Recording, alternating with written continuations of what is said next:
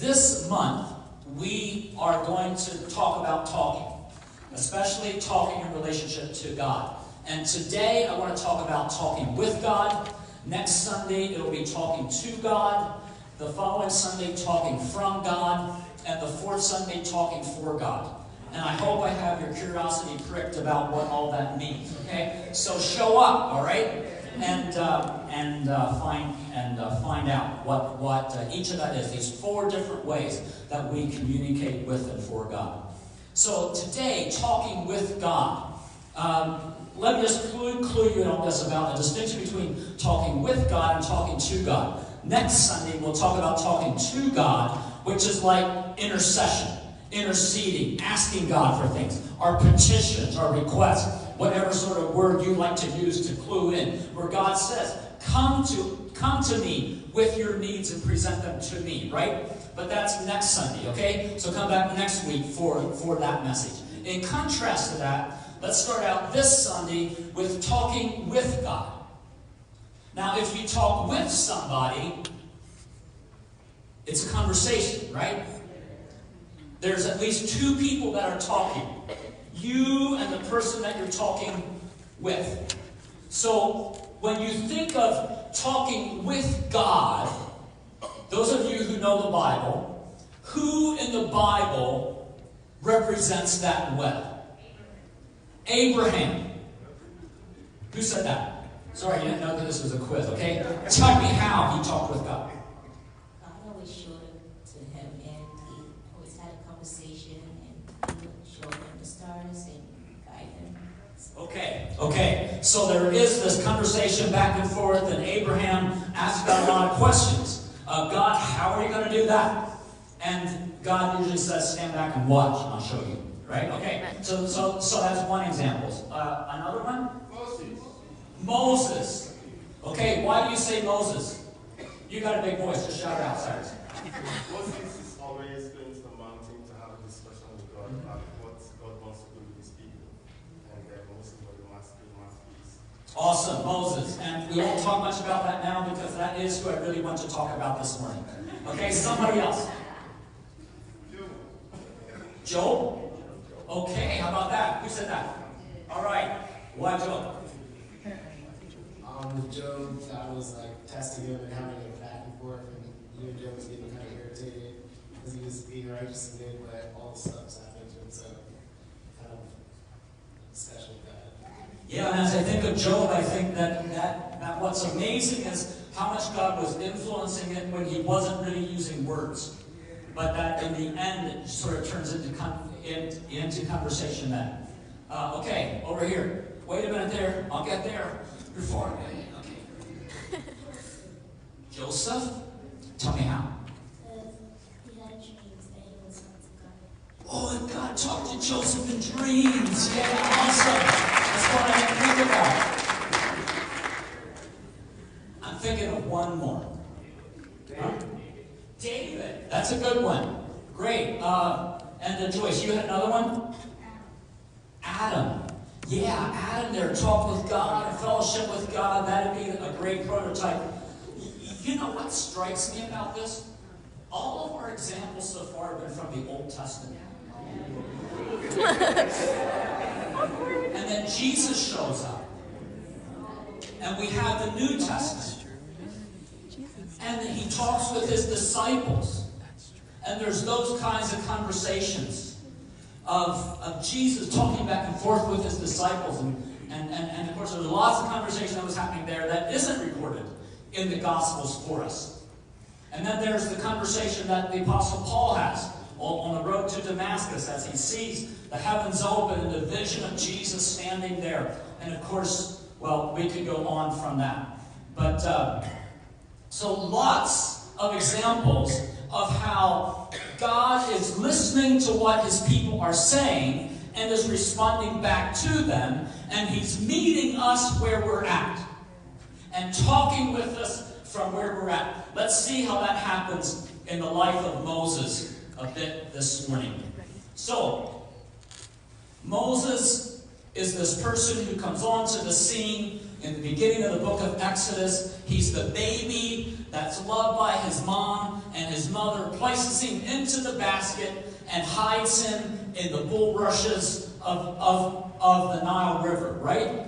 And then the king's daughter, the princess of Egypt, comes and finds him and adopts him, but for a few years gets Moses' mother to be his nanny and take care of him. And in that time, you know that his mom was giving Moses his identity. Moses, you are a Hebrew. Moses, you are one of God's chosen people. Moses, God has promised us people a land that's plentiful, that's bountiful. God's promised to have his presence living among us. And then Moses goes off and lives in the palace of Egypt and gets oriented into a whole different worldview where the gods are different and the way to live is different and where the way they eat and what they do and all that is different. But somehow, those early years of formation stuck with Moses.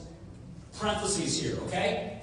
There's two places where our church is meeting this morning, right? One is here, and one is what Mr. Scott is doing back in the children's wing as he's ministering with some of the rest of you, ministering into the lives of our children this morning, right? He's not just babysitting them so that we can do our thing in here. He's building those early foundations of God into them, and so that when they grow old, they will not depart from it, right? That's why we do that. That's why we want you praying into that. That's why we want you serving back into there, because that's influencing the 22nd century back in that room right there. Whoa! So Moses then grows up knowing that he's a third culture kid. You know what that is? You have two cultures influencing you. So he has the Hebrews, the Israelite culture influencing him, and he has the Egyptian culture influencing him, and it comes up with this unique creative mix within him that's not exclusively either or, but it is both and, okay? It's what Leah is, okay? Because part of her life she lived in Hong Kong, part of the life she lived in America. And it's just because she's my daughter, she comes first. It's what many of you are, right? We're a third culture church. You come from different places. Our children are raised in these different ways. And I tell you, there's great possibilities. As you do that, as you bring that together, as you do it under the authority of God Almighty, as He comes and He blends and He molds. Wow, it's exciting, but that wasn't the message for today. So here's Moses, full of life, full of purpose, full of the resources of Egypt, full of the identity of being a Hebrew, and he begins to understand that he is a minority person. As a Hebrew living in Egypt, he's a minority. What he also knows is that his people group is oppressed, that it's being held down, that they're being discriminated against, that there's institutional racism against his people, and that he's going to go out and do something about it. And so he goes out and he's walking among it, and he sees one of the majority people of Egypt discriminating against one of his own people, the people of a fellow Hebrew, and he takes the matters into his own hands. And what's the result? He kills the Egyptian. Poof. There goes his dream. Poof. There's nothing else. I mean,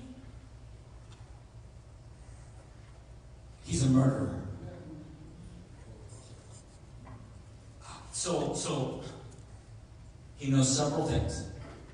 His life is ruined. He's got to flee for his life if he wants to live and breathe another day. The Egyptian powers are not going to tolerate that. So Moses flees to the desert, and he lives for 40 years in the desert. He's 40 years old when this happens. He lives for 40 years in the desert. So he's 80 years old. Just in case some of you out here today thought that you were retired. Doris, I'm looking at you. Happy retirement, Doris. How many years in the DC Police Force? 31 years. 31 years! congratulations as you serve God in many ways as a DC police officer.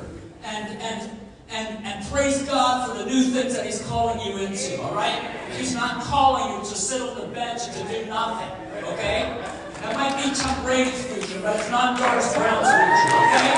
He's calling you into His ministry to be stepping up and to be working His will out in new purposes that draws from who you are and multiplies it in ways that grow beyond what you ever thought or imagined.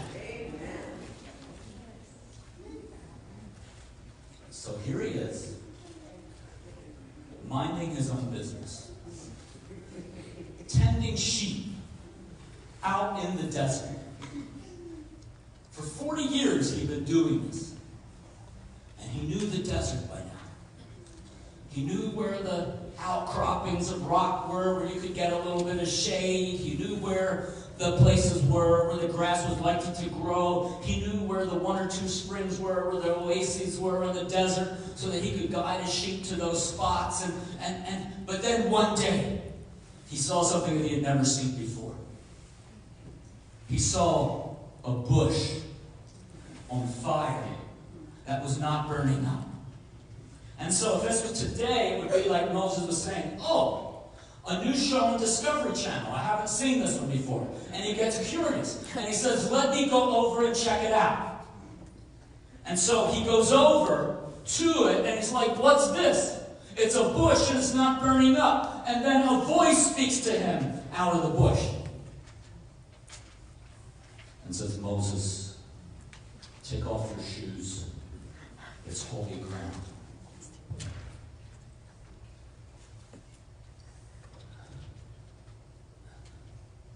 You know, we've read this story a lot of times. We've had it taught to us a lot of times.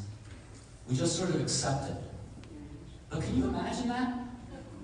I mean, suppose when he goes back and tells his father-in-law,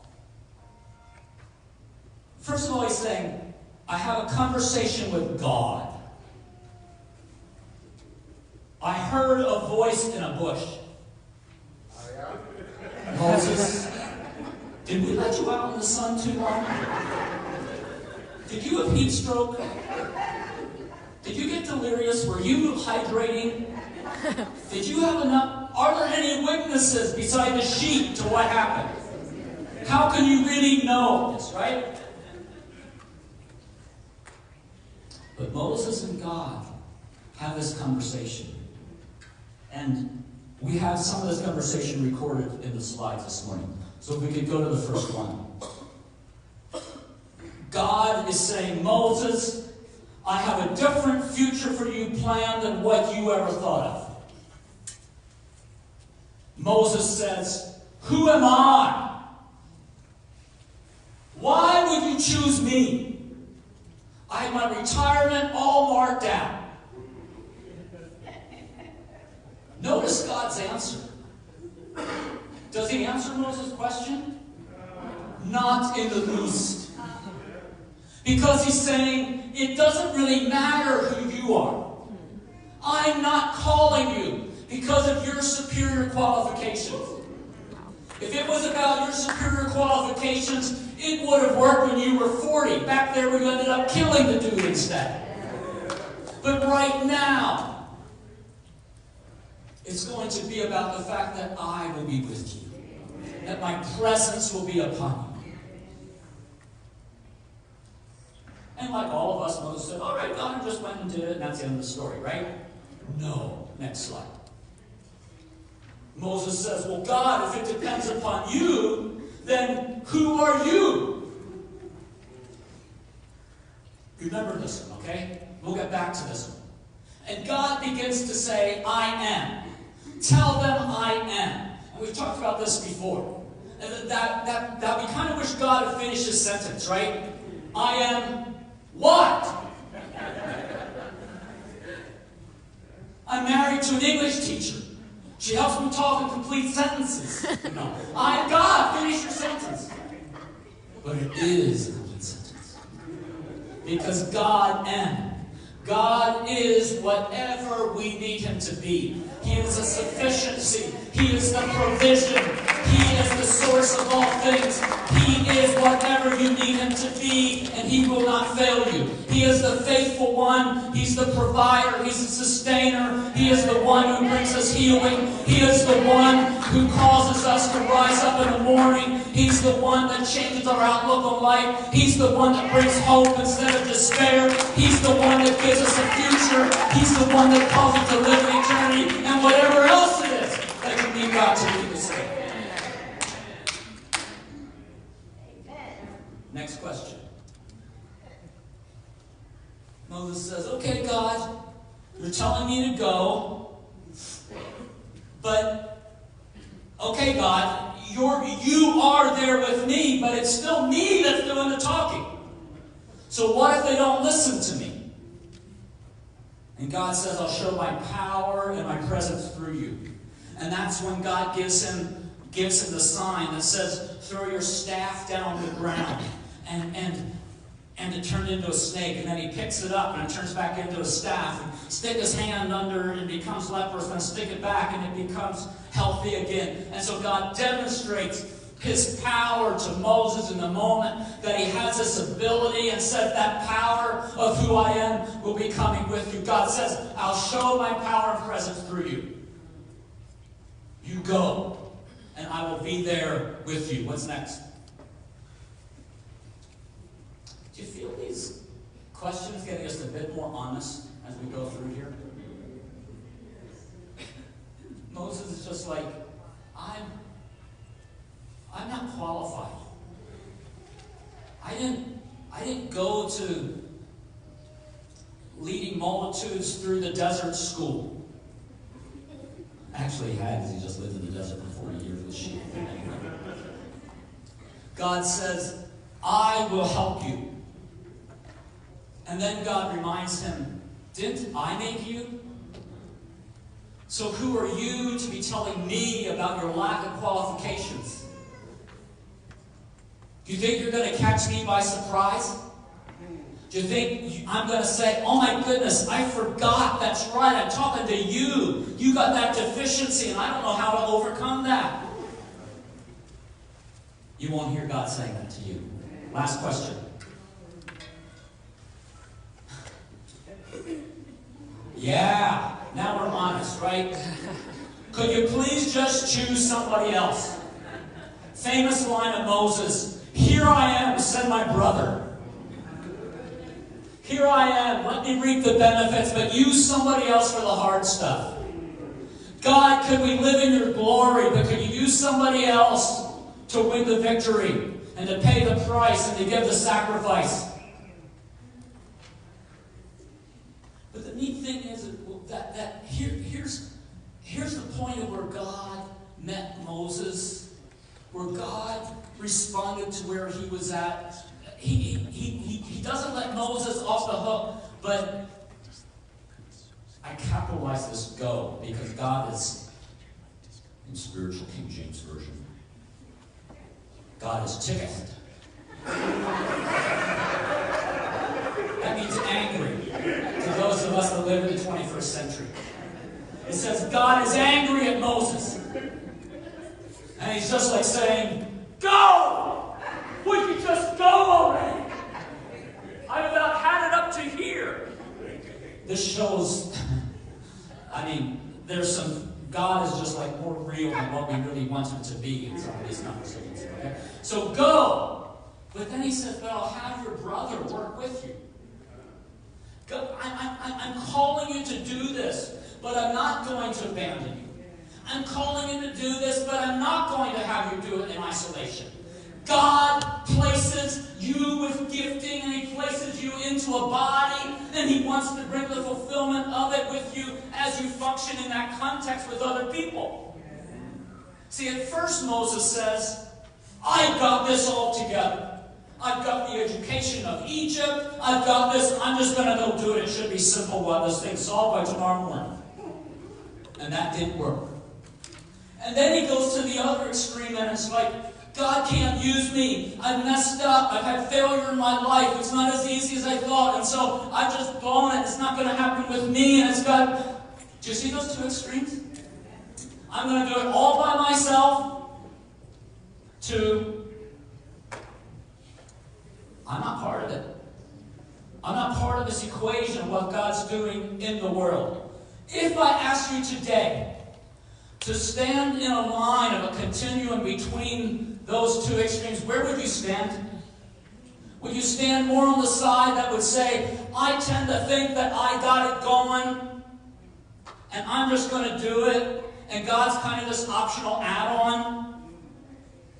Yeah, I got to come to church because I need that extra boost from God. I like Him to boost my batteries. I want the power of God so that I can do what I'm going to do. That's the way we approach a lot of Christianity in this country, sorry to say. But it's not our heart here. It's not where we want to be at God. On the other side, how many of you would say, I don't know what all this vision stuff is you're talking about, Pastor. I don't know what this is about us seeing our neighborhoods transformed. I don't know what this is about seeing people coming to the Lord, about us doing baptisms by the dozens instead of by the single numbers. I don't know what this is about seeing ministry teams going out. I don't know what this is if you talk about seeing us sending out church planters on a regular basis rather than having it be a generational thing, because it doesn't touch me. If that's you, Pastor, you go do that, but I'm going to sit here and be my little person. Neither of those is what God has. Neither of those is God's will. As Moses learned, as he stepped out with God, and as he went before Pharaoh, as he became obedient to God and began to say, not just, I'm just doing this for you, God. I'm doing it because you won't let me be disobedient. I'm doing it because you told me to do it, God. And so I'm going back and I'm knocking on Pharaoh's door and I'm saying, let my people go. Let my people go. 10 times he had to do that, right? And finally it happens, and that's when the hard part began, of him leading the people of Israel through the desert, of him leading them, these complaining, hard-hearted, hard-headed people that said, I want what I want, when I want it, what I want just now, okay? If I'm the people of God, why isn't it being given to me in a silver platter?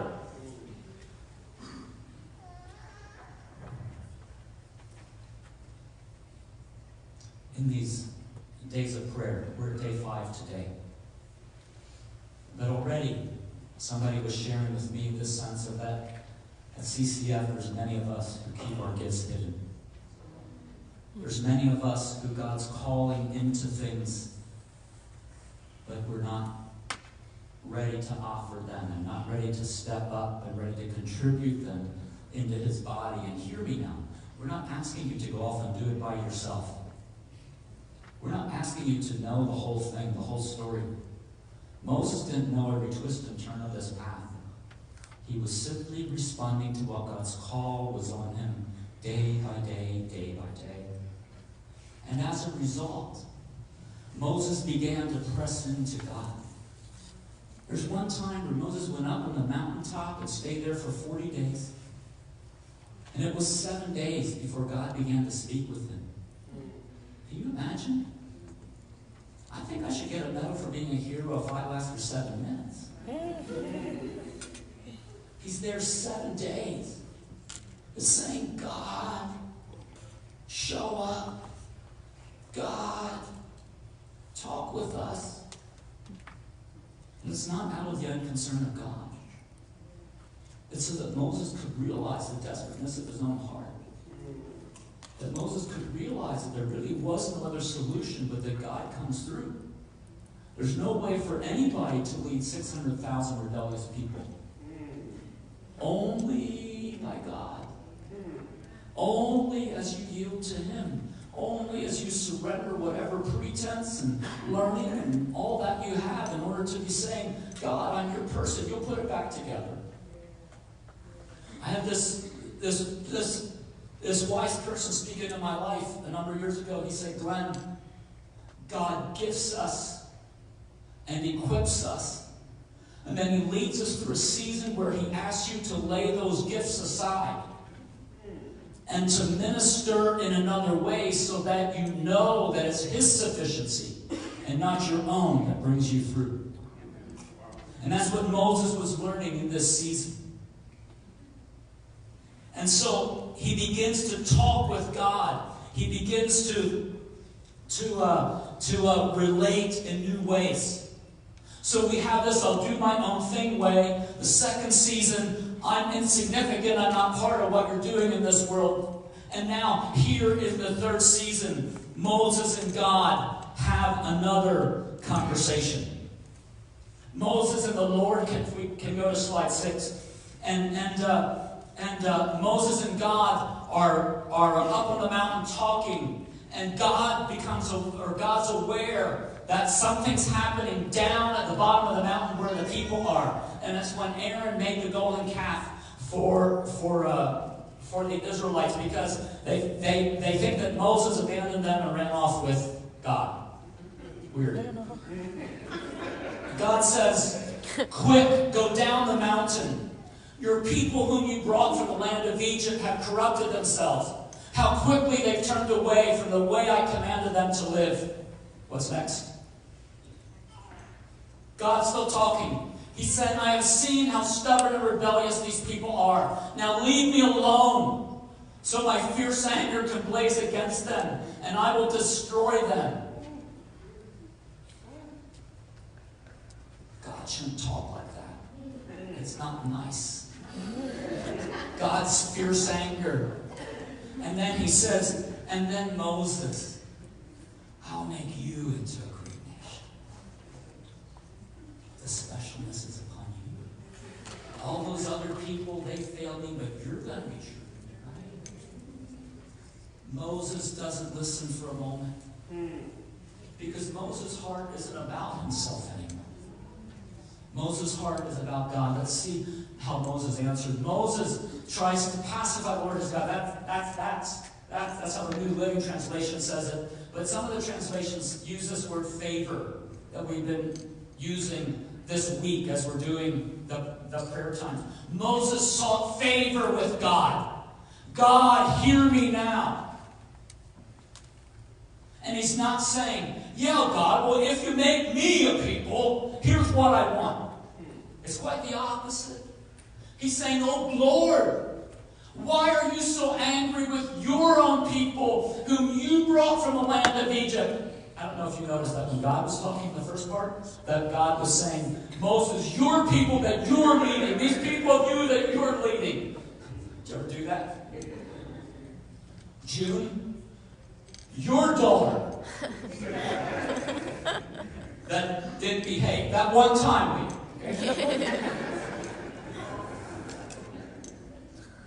long time ago. My daughter that was in honor society, right? Okay? Oh Lord, Moses, why are you so angry with your people? You got me into this God, whom you brought from the land of Egypt, such great power and such strong hand. Why let the Egyptians say, there God rescued them with the evil intention of slaughtering them in the mountains and wiping them from the face of the earth? Turn away from your fierce anger. Change your mind about this terrible disaster you've threatened against your people.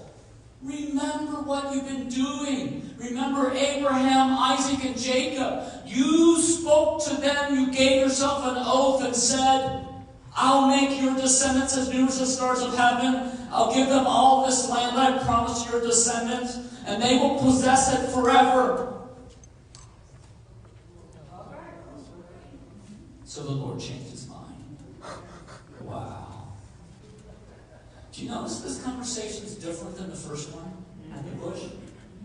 When Moses was like, well, who are you? In the first conversation, Moses sort of like Bill Belichick giving a press conference. He doesn't talk very much. He's sort of grumpy. Here, he's pleading with God. He's finding favor with God. He's interceding with God. But he's saying, God, because of who you are. God, because of your name on this earth. God, because of all of that. Remember all of that. Don't throw that away. This isn't about me. God, this is about you sending your Son into this world. This isn't about what Capital Christian Fellowship is known for. This is about what Jesus Christ is known for in Prince George's County. This is about Jesus, how you use this body to be touching the nations. Do you get it? Next one. Moses keeping on going here, man. He's on a roll. We haven't heard him talk this much ever. What a terrible sin these people have committed. They made gods of gold for themselves. But now, if you will only forgive their sin, but if not, erase my name from the record you have written. Man, he's all in. Then the justice of God comes forth. No, I'll erase the name of the people who sinned against me. God's given each of us this ability to choose, right? You choose. You choose. Choose today who you will serve. Whether you serve the gods of your ancestors or whether you serve the true and living God. This is Moses' successor Joshua saying this verse, for me and my house, we will serve the Lord. Okay? See, here Moses is instilling this into the next generation. He's saying, and now, so God is saying, no, I will erase the name of everyone who sinned against me. You go, lead the people to the place where I told you about. And so, they go. And then, they keep on going. And we're going to skip a few here, Stephanie. And sorry, I said I'd give you a number, but I'm on the wrong page. God then says, okay, you keep going, Moses, but I'm going to send my angel. I'm not going to go myself. I'm going to send a representative. Because these people are so rebellious that if I would go with them, I'd just kill them. And you should read this book sometime. It's amazing. And then Moses is like, this is slide 13. You've been telling me, take these people up to the promised land, but you haven't told me who you'll send with me. You have told me, I know you by name, and I look favorably on you. If it's true that you look favorably on me, let me know your ways so I may understand you more fully and continue to enjoy your favor. Remember, this nation is your people.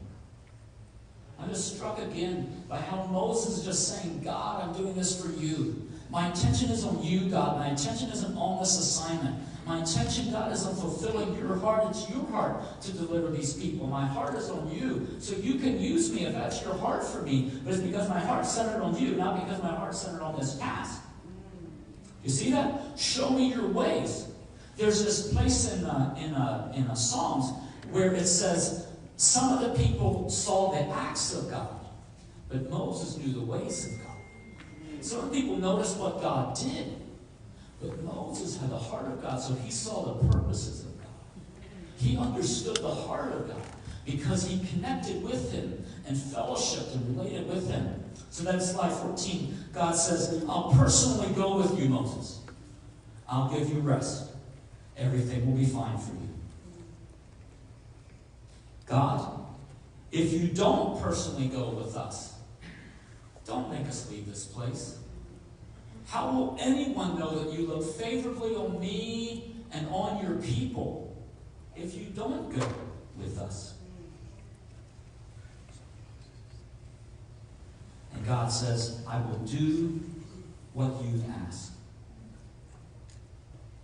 And then Moses says, it's your presence that sets us apart from everybody around us. Do you catch that? It's not because you do healings in our midst. It's not because we're wealthier than anybody else.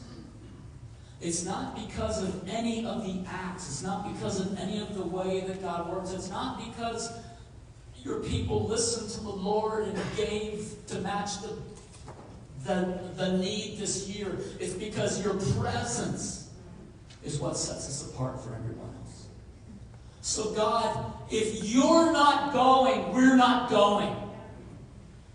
We're not going anywhere without you. But God, wherever you go, will you take us with you? Because it's your presence. It's who you are that makes the difference. You catching that? Is your heart open to that this morning? Is your heart ready to hear that from God? Is your heart... I tell you, it's easy to be at that place and to just sort of be at the place where it says, God, I want to be there. I want to be there. I'm not there. I really can't say, as I look into the depths of my heart, that that's the only thing that I want. I'm not sure that I want to be there, but God, I want to be there. You know, Jesus meets with this official one day, and the official says, would you heal my servant? And Jesus says, I will if you believe. And the man says, I believe. And I was like, well, I try to believe. I want to believe. And Jesus is like, that's good. That's your heart in the right place. It's not taking credit upon yourself. It doesn't belong there. It's you knowing that all the resources, all the supply that you have is because of God's favor upon you, because of His grace upon your life. And so, yes, it integrates into us, and yes, we ask for it and we call it ours, but at the depths of it, we need to know that God, this is because of you, your presence with us. And then God is pleased. And then God is free to show up and show forth. But it's not a giving. We don't tell God how to work. We surrender. We live in His contentment and His peace and His grace because He's there with us. God, would you consecrate us unto you in 2020?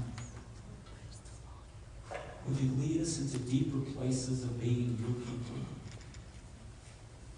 Of being present among us? Of scrubbing off the calluses so that we're more sensitive to your presence? So that we're more aware, so that we're not missing it? So that we're not ascribing it to other things? So that we're just saying it's coincidence or circumstances when it's really that your Spirit is blowing among us and you're bringing refreshment to us and you're ministering your great grace among us. And you're doing what only you can do, where you're doing what only... Where we just say, this is holy.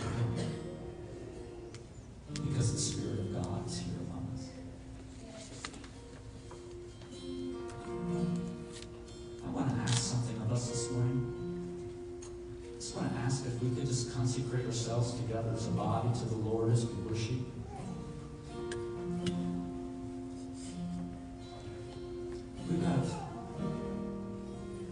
Carol's preparing some oil, so if the Barnabas Corps and Sister Melissa and Debbie Patillo could come forward, and let's just receive the consecrating oil of the Lord this morning to live in His grace for 2020. And of course, when we say 2020, that's when He's instilling it in us forever after, as long as we all shall live in this place. So what I'm asking is that we stand and worship. And that as we worship, we just come forward. And just as a sign of saying, Lord, we're open to you this morning. We're open to receive your consecrating grace, the oil of your anointing this morning that says we're your people. We're looking for you your presence. It's your presence, God. We're not looking for your stuff today. We're looking for who you are. God, will you meet us in that way?